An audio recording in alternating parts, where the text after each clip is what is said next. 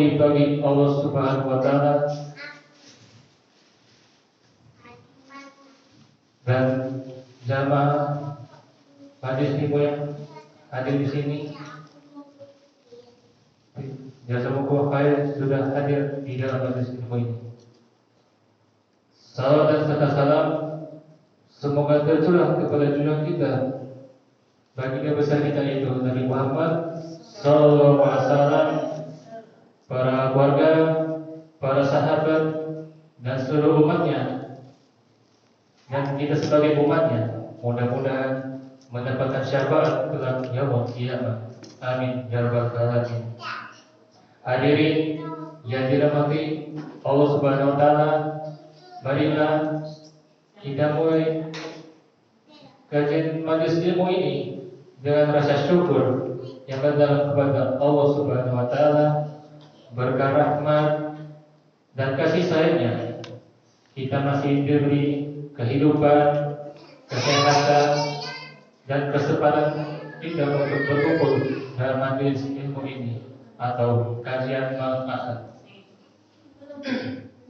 Sebelum memulai kajian malam Ahad atau majelis ilmu ini, saya mohon izin memberi informasi kepada jamaah Masjid Haji Siddiq bahwasanya hari ini Ustaz Muhammad Amun beliau mendadak berhalangan dikarenakan beliau lagi kurang fit.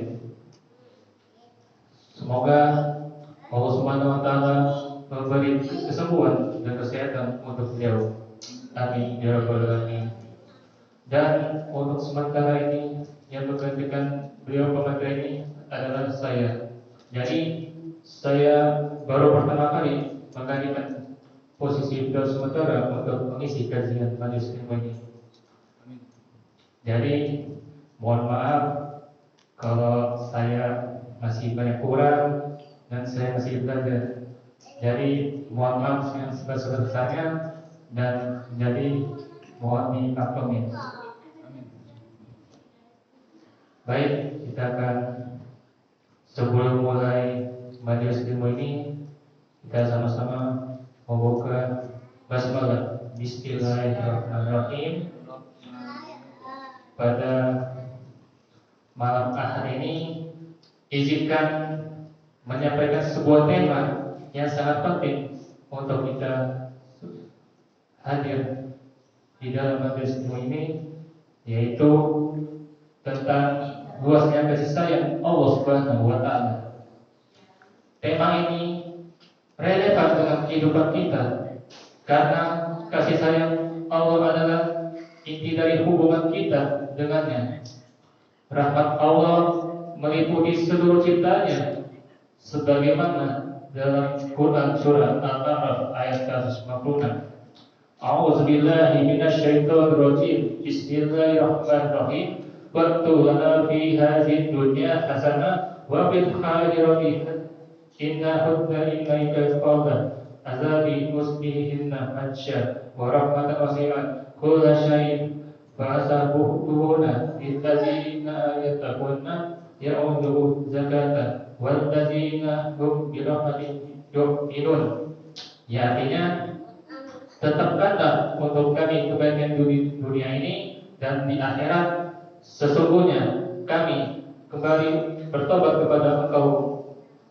Allah berfirman, siksaku akan aku timpakan kepada siapapun yang aku hendaki dan rahmatku meliputi segala sesuatu. Akan aku tetapkan rahmatku bagi orang-orang yang bertakwa dan menunaikan zakat serta bagi orang-orang yang beriman pada ayat kami. Quran surat Al-A'raf ayat ke-156.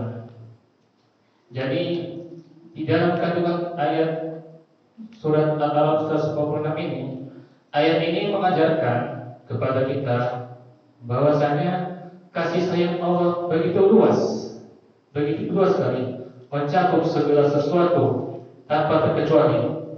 Untuk itu, mari kita renungkan bersama beberapa wujud kasih sayang Allah yang begitu nyata dalam kehidupan nyata.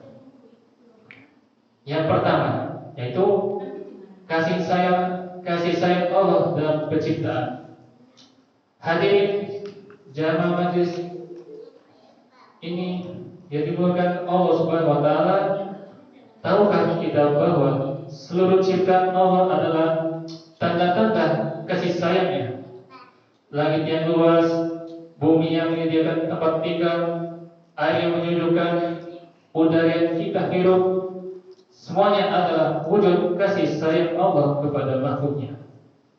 Allah menciptakan dunia ini dengan keseimbangan sempurna agar manusia dapat hidup dengan nyaman.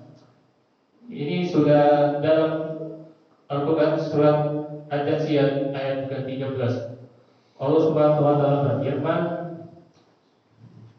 yaitu, dan Dia telah menentukan untukmu apa yang di langit dan apa yang di bumi, semuanya sebagai rahmat darinya. Quran surat Ad-Dasiyat ayat ke-13. Bahkan penciptaan kita sebagai manusia adalah bentuk kasih sayang Allah. Allah menciptakan kita dengan sebaik-baik bentuk, memberikan akal dan potensi untuk menunainya firman-Nya dalam surat At-Tin ayat ke-4. Laqad khalaqnal insana fi ahsani taqwim. Yang artinya, sungguh kami benar-benar telah menciptakan manusia dalam bentuk yang sebaik-baiknya.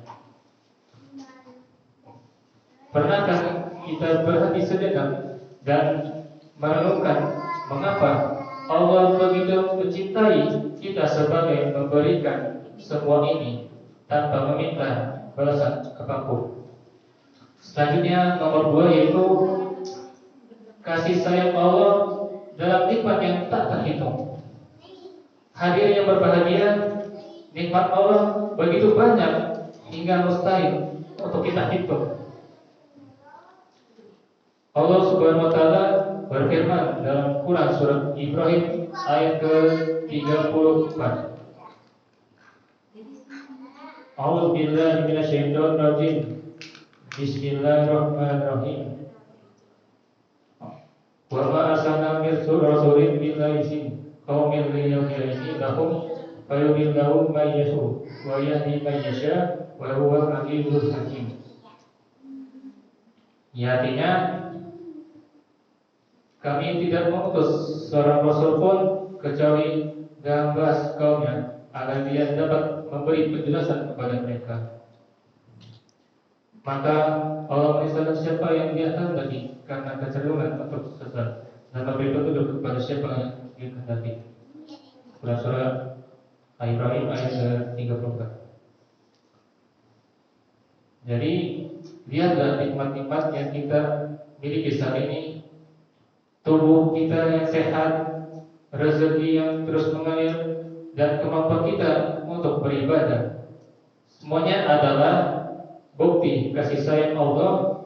Bahkan hal-hal kecil seperti udara yang kita hirup ini dan makanan yang kita nikmati setiap hari adalah bagian dari rahmat Allah Subhanahu wa taala.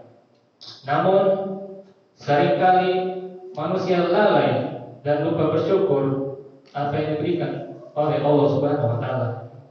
Ada yang mengeluh tentang ujian hidupnya tanpa menyadari betapa besar nikmat yang sudah ia terima. Sebagai contoh, kita mungkin kehilangan harta, tetapi Allah masih memberikan kesehatan, atau kita diuji dengan penyakit, tetapi Allah menggantikannya dengan ketenangan hati. Selanjutnya yaitu yang ketiga adalah kasih sayang Allah dalam ampunannya. Allah adalah Maha Pengampun dan Maha Penyayang. Salah satu bentuk kasih sayang Allah yang paling besar adalah ampunannya kepada hamba-hamba yang berdosa. Sebesar apapun dosa kita, seukuran biji pun, Allah senantiasa membuka pintu taubat Ini sudah dalam hadis Al-Qudsi.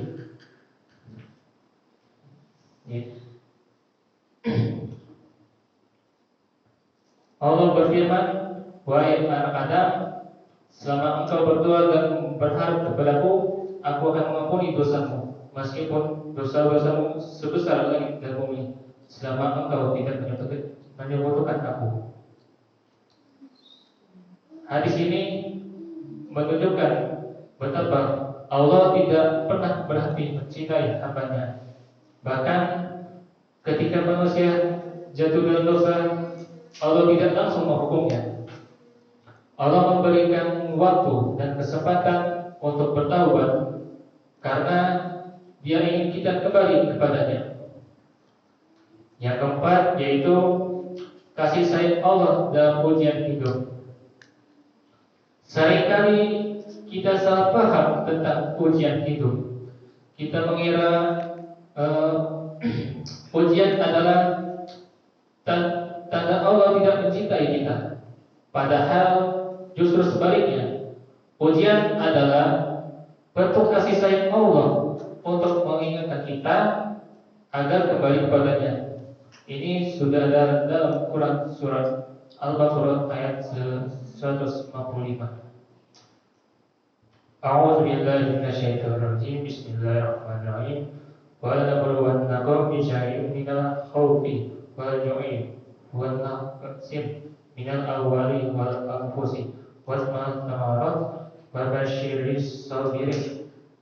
Ya, artinya kami pasti akan mengujimu dengan sedikit ketakutan dan kelaparan, kekurangan harta, jiwa, dan buah-buahan.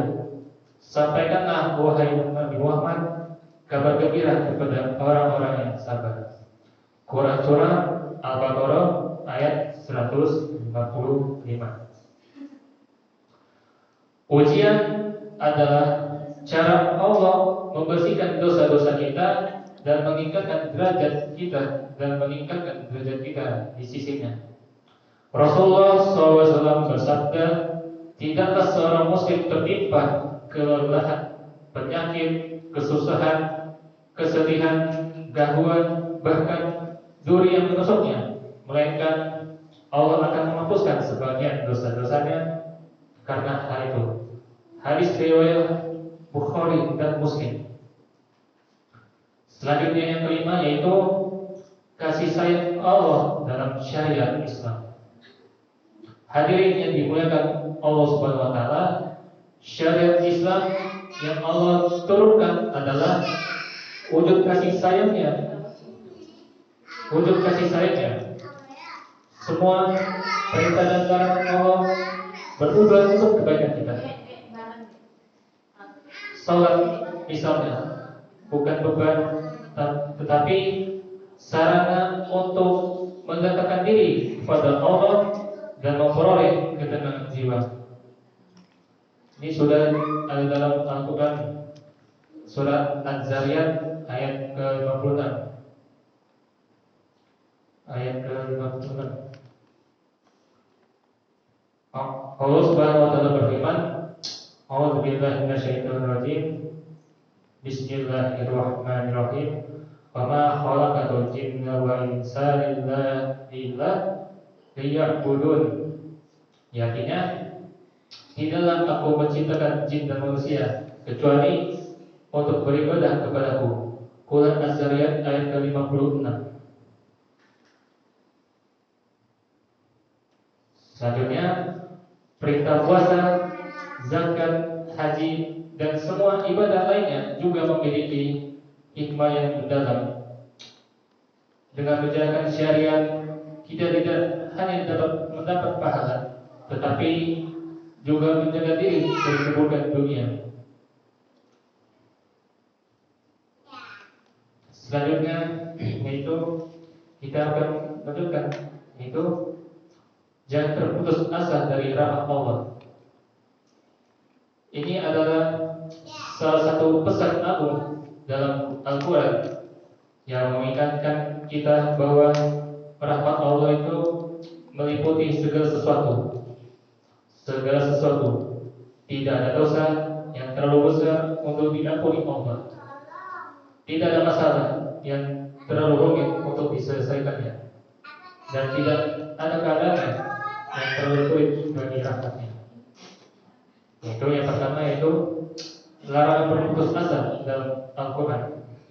Hadirin sekalian, Allah secara tegas melarang kita berputus asa dari rahmatnya atau kasih sayang. Dalam Al-Quran, Allah Subhanahu wa Ta'ala berfirman dalam Al-Quran Az-Zumar, Al-Quran Az-Zumar ayat 53. A'udzubillahi minasyaitonir rajim. Bismillahirrahmanirrahim. Qul ya ibadiyalladzina asrafu ala anfusihim la taqnatu min rahmatillah. Innallaha yaghfiru dzunuba jami'an. Innahu huwal ghafurur rahim. Ya, artinya, katakanlah Nabi Muhammad, wahai hamba-hambaku yang melampaui batas dengan menzalimi dirinya sendiri, jangan terputus asa dari rahmat Allah. Sesungguhnya Allah mengampuni dosa semuanya. Sesungguhnya Dialah yang Maha Pengampun lagi Maha Penyayang. Quran surat Az-Zumar ayat ke-53.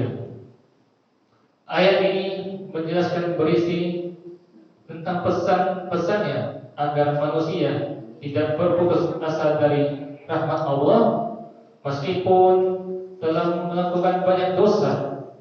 Allah Subhanahu wa Ta'ala senantiasa membuka pintu lebar ampunan bagi hambanya yang telah bertaubat dan beriman kepadanya.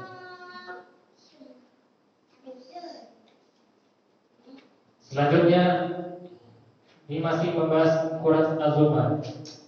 Ayat ini menjadi penghibur dan penyemangat bagi setiap hamba Allah yang merasa terpuruk dalam dosa atau kesalahan.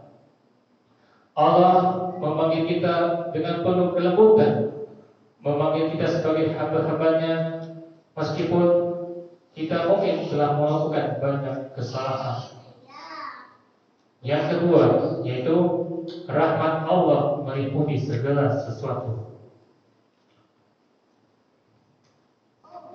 Hadirin yang dirahmati Allah Subhanahu wa Ta'ala, rahmat Allah tidak terbatas. Bahkan dalam ayat lain Allah berfirman dalam Quran surat Al-A'raf ayat ke-146.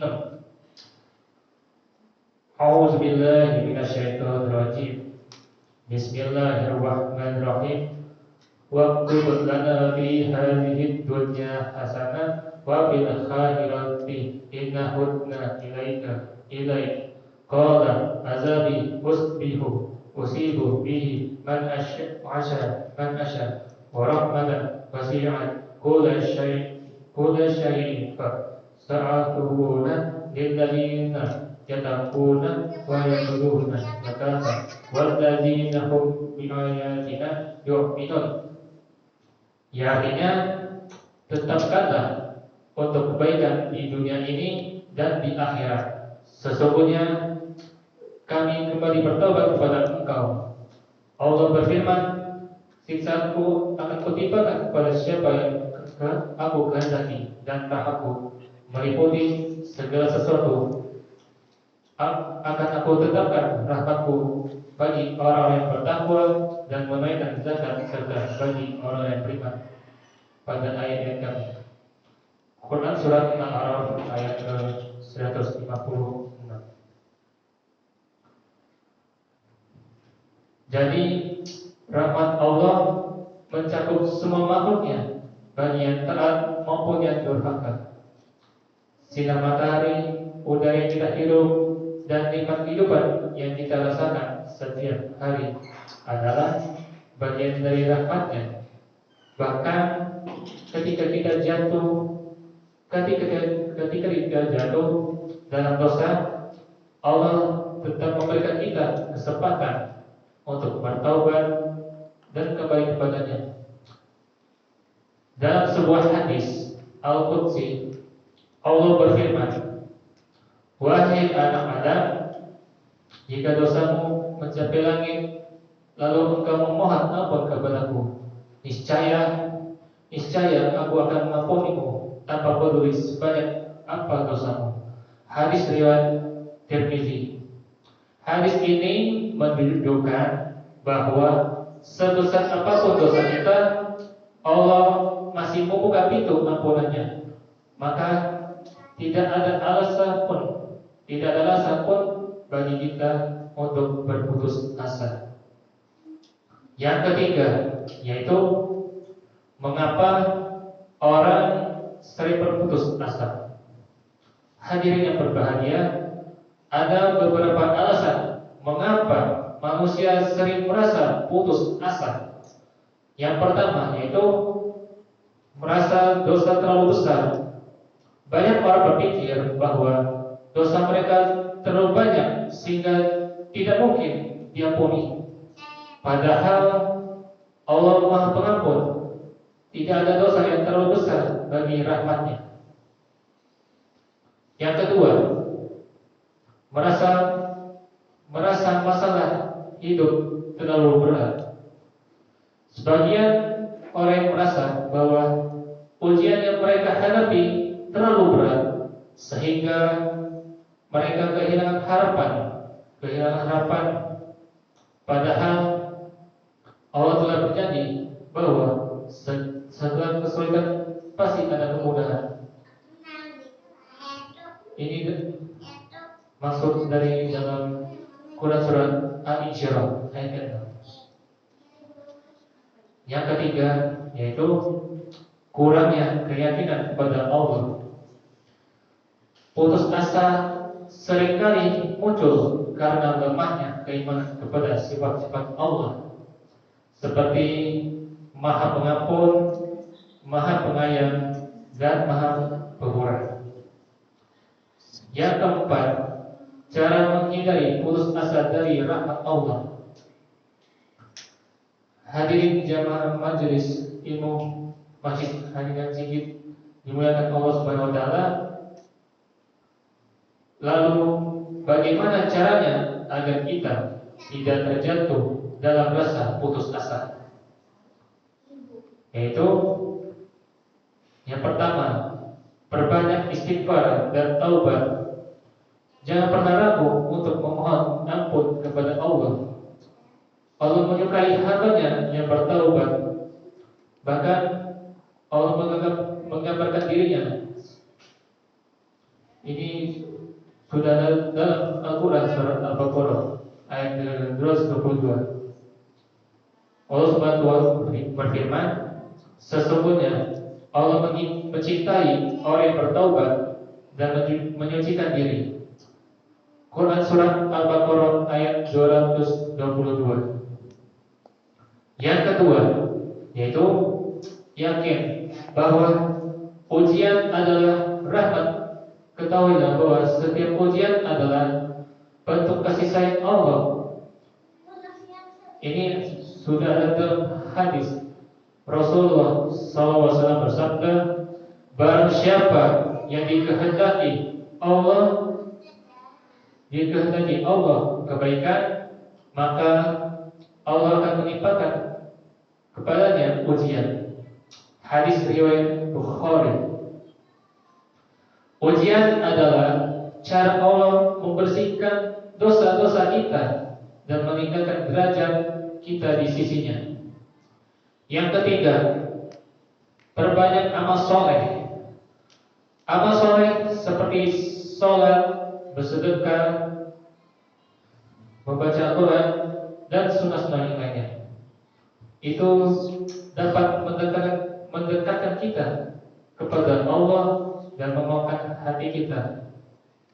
Rasulullah SAW bersabda, ikutilah keburukan dan kebaikan, niscaya kebaikan itu akan menghapusnya. Hadis riwayat At-Tirmizi. Yang kelima, selanjutnya yang kelima,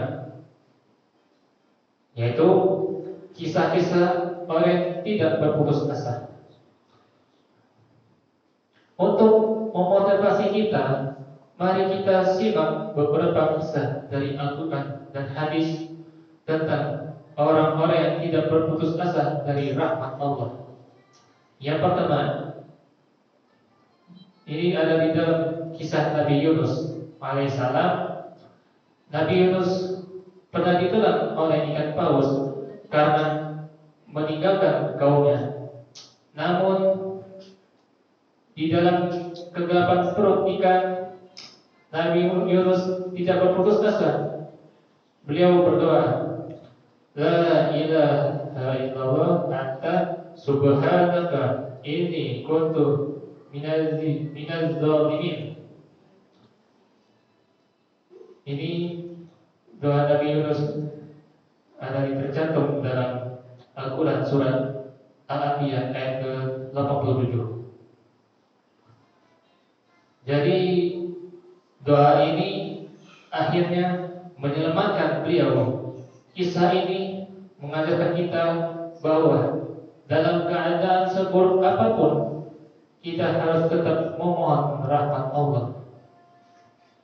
Selanjutnya yang kedua, ini kisah seorang pembunuh 100 orang. Dalam sebuah hadis disebutkan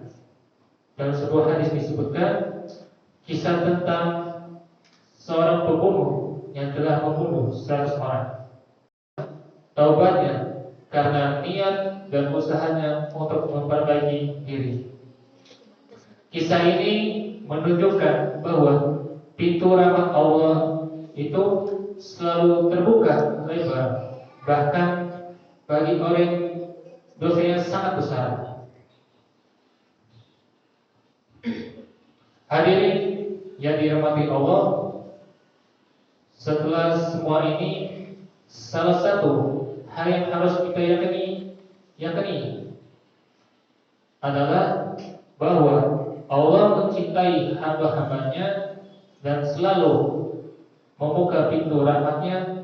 Jangan pernah berpikir bahwa dosa kita terlalu besar atau masalah kita terlalu berat, karena Allah jauh lebih besar dari semua itu. Jadi mari kita bersama-sama terus mendekatkan diri kepada Allah Subhanahu wa Ta'ala dengan bersyukur atas semua nikmatnya yang Allah berikan, bersyukur atas semua nikmatnya, bersabar dalam ujiannya, dan bertobat dari dosa-dosa kita dan meningkatkan amal ibadah kita. Semoga kita termasuk hamba-hamba Allah yang mendapatkan rahmat dan kasih sayang Allah di dunia dan di akhirat. Amin ya rabbal alamin.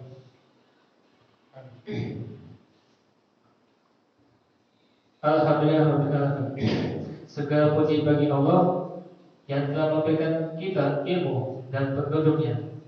Semoga apa yang telah kita pelajari dalam kajian majelis ilmu ini dapat memberikan manfaat yang besar bagi kita semua, baik dalam kehidupan sehari-hari maupun dalam mendekatkan diri kepada Allah Subhanahu wa Ta'ala. Saudara-saudara yang dirahmati Allah, sebelum saya akhiri kajian ini, marilah kita bersama-sama berdoa agar ilmu yang telah disampaikan ini menjadi ilmu yang bermanfaat, yang tidak hanya kita simpan dalam hati, tetapi juga kita amalkan dalam kehidupan kita. Semoga Allah Subhanahu wa Ta'ala memberikan kita kekuatan untuk terus belajar dan berusaha menjadi pribadi yang lebih baik. Amin ya rabbal alamin. Mari kita menutup kajian ini dengan qiraatul majlis. Subhanallahumma wa bihamdika asyhadu an la ilaha illa anta astaghfiruka wa atubu ilaik. Mohon maaf apabila kajian yang saya sampaikan ini memiliki kurang-kurangan dan saya masih baca. Dan terima kasih untuk jamaah yang hadir di majelis ilmu ini. Semoga kita dapat bertemu lagi di kesempatan yang lain dalam keadaan yang lebih baik. Amin ya rabbal alamin. Saya akhiri. Wabillahi taufiq wal hidayah. Wassalamualaikum warahmatullahi wabarakatuh.